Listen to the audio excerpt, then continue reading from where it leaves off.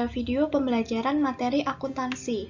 Pada video kali ini kita akan belajar tentang siklus akuntansi perusahaan jasa. Namun sebelum itu kita akan cari tahu terlebih dahulu apa itu perusahaan jasa. Perusahaan jasa adalah perusahaan yang mendapatkan laba atau pendapatan dari pekerjaan jasa atau penjualan jasa. Perusahaan jasa tidak menjual barang berwujud karena perusahaan ini lebih pada pelayanan atau pekerjaan yang mengandalkan tenaga dan keterampilan. Setelah kita tahu nih tentang pengertian perusahaan jasa, kita akan langsung masuk pada materi siklus akuntansi. Lalu, apa saja yang akan kita pelajari pada video kali ini? Yang pertama, kita akan melakukan analisis pada bukti transaksi, kemudian membuat jurnal umum, lalu memposting pada buku besar, menyusun neraca saldo, dan yang terakhir adalah membuat jurnal penyesuaian. Untuk materi yang pertama adalah analisis bukti transaksi. Analisis bukti transaksi dilakukan untuk mengetahui sebuah transaksi itu akan berpengaruh pada akun apa saja dan apakah pengaruhnya itu membuat saldo dari akun bertambah atau berkurang.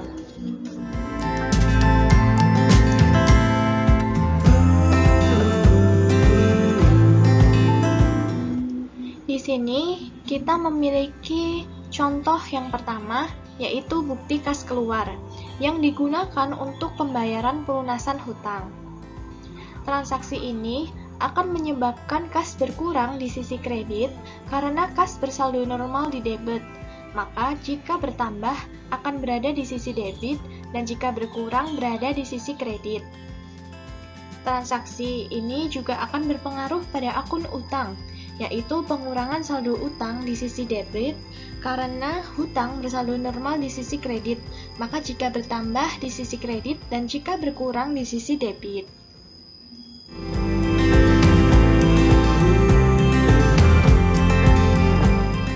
Untuk contoh yang selanjutnya adalah sebuah kwitansi penerimaan pendapatan dari rebonding.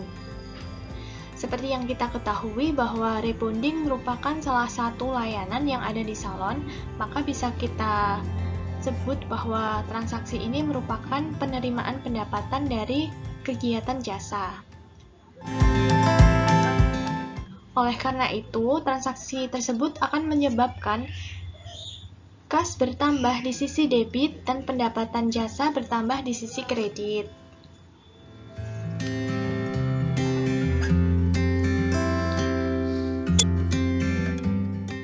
Selanjutnya kita akan masuk pada materi membuat jurnal umum.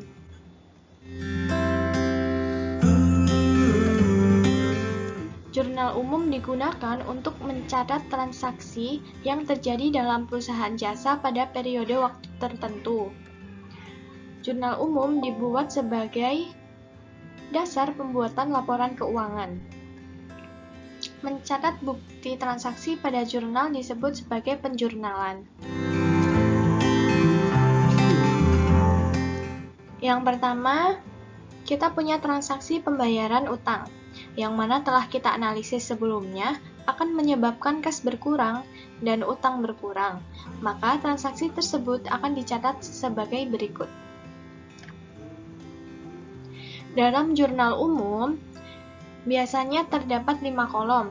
Yang pertama, kolom untuk tanggal. Yang kedua, kolom untuk keterangan atau nama akun. Selanjutnya, kolom referensi. Kemudian, kolom debit. Dan kolom kredit. Pada transaksi di atas, kolom tanggal diisi dengan tanggal yang tertera sesuai dengan bukti transaksi, di mana transaksi ini dilakukan pada 8 Oktober tahun 2000, maka ditulis dengan menuliskan tahun terlebih dahulu di atas, kemudian bulan dan tanggal di baris bawahnya. Kemudian pada kolom keterangan ditulis dengan nama-nama akun yang terpengaruh akibat bukti transaksi. Yang pertama adalah utang usaha, dicatat di sisi debit sebesar 250.000, kemudian akun kas dicatat di sisi kredit sebesar 250.000. Untuk akun yang dicatat terlebih dahulu adalah akun yang memiliki saldo di debit akibat dari transaksi tersebut, bukan saldo yang bersaldo normal di debit. Kemudian, akun pasangan atau akun yang dicatat di sisi kredit ditulis sedikit menjorok ke dalam.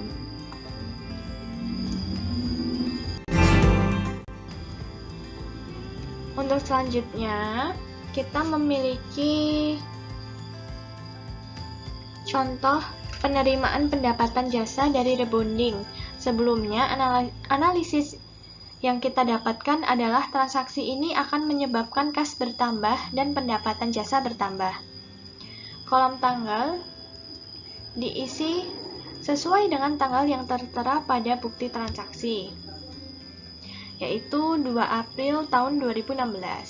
Kemudian pada kolom keterangan ditulis dengan akun yang terpengaruh, yaitu kas dan pendapatan jasa.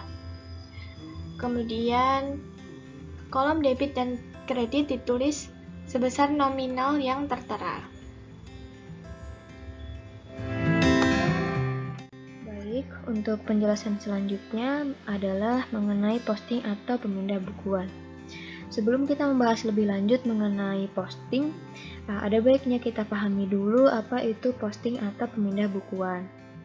Posting atau pemindah bukuan merupakan proses memindahkan saldo masing-masing akun yang sudah tertulis dalam jurnal ke setiap akun buku besar yang sesuai.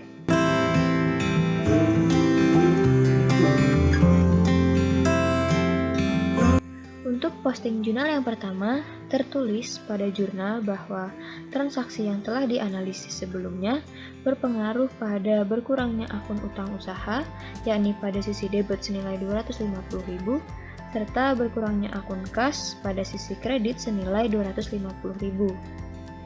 Maka, posting dapat dilakukan dengan memindahkan saldo akun utang usaha pada sisi debit senilai 250.000 ke kolom debit pada buku besar akun utang usaha, juga dengan memindahkan saldo akun kas pada sisi kredit senilai 250.000 ke kolom kredit pada buku besar akun kas, dengan nomor dari masing-masing akun dapat dituliskan pada pojok kanan atas kolom buku besar, yang mana nomor akun 201 merupakan nomor akun dari akun utang usaha dan nomor akun 101 adalah nomor akun dari akun kas.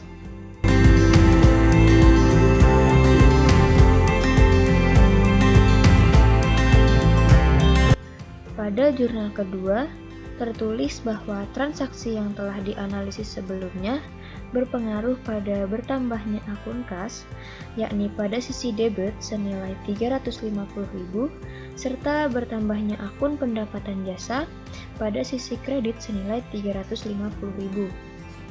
Maka, posting dapat dilakukan dengan memindahkan saldo akun kas pada sisi debit senilai 350.000 ke kolom debit pada buku besar akun kas, serta memindahkan saldo akun pendapatan jasa pada sisi kredit senilai 350.000 ke kolom kredit pada buku besar akun pendapatan jasa. Nomor dari masing-masing akun dapat dituliskan pada pojok kanan atas kolom buku besar, yang mana nomor akun 101 adalah nomor akun dari akun kas, serta nomor akun 401 adalah nomor akun dari akun pendapatan jasa.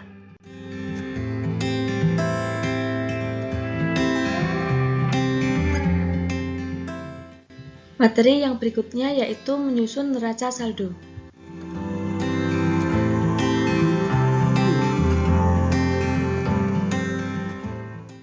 Baik, sebelumnya marilah kita perkenalan terlebih dahulu dengan kolom-kolom yang terdapat pada neraca saldo. Adapun kolom-kolom yang terdapat pada neraca saldo yaitu nomor akun, nama akun, debit, dan kredit. Nama akun sendiri diperoleh dari akun-akun yang digunakan untuk mencatat transaksi di jurnal transaksi, sedangkan kolom debit dan kredit digunakan untuk memindahkan saldo akhir setiap akun yang diperoleh dari buku besar. Dan di sini saya akan mencontohkan dua akun yang akan dipindahkan pada neraca saldo. Akun yang pertama yaitu akun kas. Di sini saldo akhir akun kas dari buku besar yaitu 3.500.000 dan nominal ini akan dipindahkan pada neraca saldo di kolom debit. Yang kedua yaitu akun pendapatan jasa.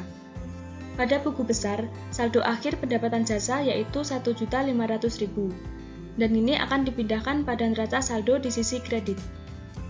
Adapun pemindahan pada sisi debit dan kreditnya yaitu diperoleh dari saldo normal setiap akun. Dikarenakan akun kas memiliki saldo normal di sisi debit, maka pemindahan dari buku besarnya di sisi debit. Dan pendapatan jasa memiliki saldo normal di sisi kredit, sehingga pemindahan dari buku besar ke neraca saldonya di sisi kredit.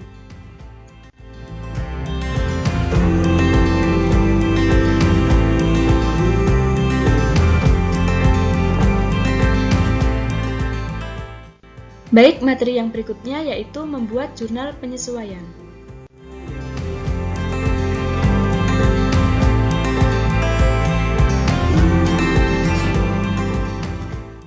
Di sini saya akan membahas salah satu kasus mengenai jurnal penyesuaian. Yang pertama yaitu penyusutan equipment bulan Desember sebesar 1.250.000. Pada penyusutan peralatan, akun yang digunakan yaitu akun beban penyusutan peralatan dan akumulasi penyusutan peralatan. Adapun pencatatan pada jurnal penyesuaiannya yaitu di debit akun beban penyusutan peralatan senilai 1.250.000 dan di kredit akumulasi penyusutan peralatan senilai 1.250.000. Dan yang kedua yaitu gaji bulan Desember sebesar 3.500.000 akan dibayar tanggal 2 Januari 2019. Jadi asumsinya pada tahun saat ini yaitu tahun 2018 kita memiliki utang gaji yang akan dibayarkan pada tahun berikutnya di bulan Januari. Sehingga jika kita memiliki utang, akun utang akan bertambah. Adapun jurnalnya yaitu sisi debit yaitu beban gaji senilai 3.500.000 dan di sisi kredit utang gaji senilai 3.500.000. Dan transaksi yang berikutnya yaitu listrik dan telepon bulan Desember sebesar 2.200.000 akan dibayar pada tanggal 10 Januari 2019. Jadi asumsinya sama pada transaksi kedua tadi, yaitu pada tahun ini kita memiliki utang yang akan dibayar pada tahun berikutnya. Cuma bedanya pada transaksi ketiga ini kita memiliki utang listrik dan telepon, sedangkan pada transaksi yang kedua tadi kita memiliki utang gaji. Dan pencatatan pada transaksi yang ketiga ini yaitu beban listrik dan telepon dicatat di sisi debit senilai 2.200.000 dan utang listrik dan telepon dicatat di sisi kredit senilai 2.200.000.